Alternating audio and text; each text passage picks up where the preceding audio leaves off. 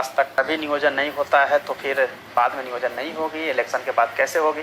तो आप लोगों को मैं बता दूं कि अभी भी हमारे यहाँ सीट जो है बहुत खाली है। लगभग 1 लाख बच्चों, 1 लाख टीचर्स की नियोजन होनी है, उसके बाद ही 25 से 30 हज़ार।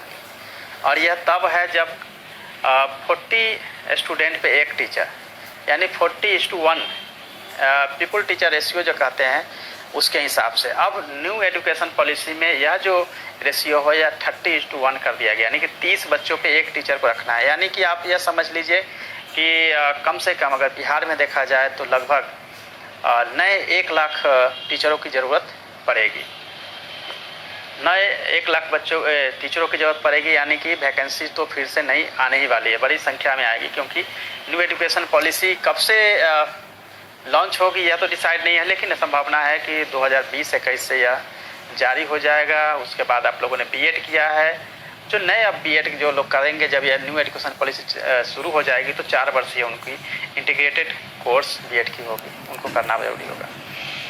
उसके बाद ही वो टीचर के लिए एलिजिबल हो पाएंगे। जैसा कि मैंने वोकेशनल कोर्स बताया, वोकेशनल कोर्स पास नहीं हुआ है ऐसा नहीं है।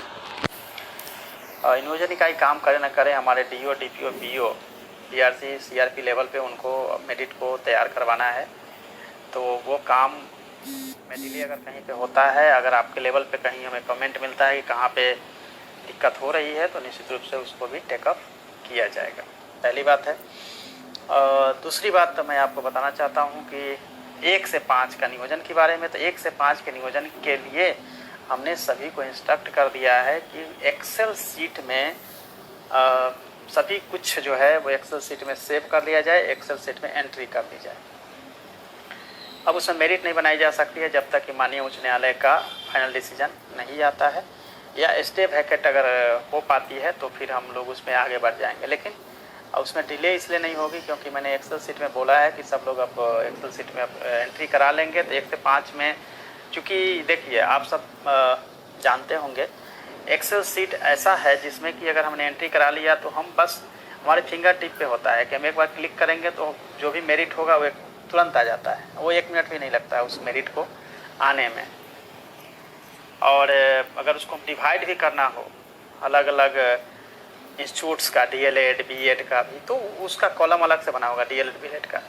जैसे हम इंटर करेंगे, सेलेक्ट करेंगे बीएड, तो सब एक साथ बीएड हो जाएंगे, एक साथ डीएड होगा। एक्सेल सीट में अगर आपने वर्क किया होगा तो आप सबको पता होगा कि एक्सेल सीट बहुत ही अच्छा है, जिसको कि जिसका रिजल्ट अगर लेना हो तो बहुत कम समय में लिया जा सकता है।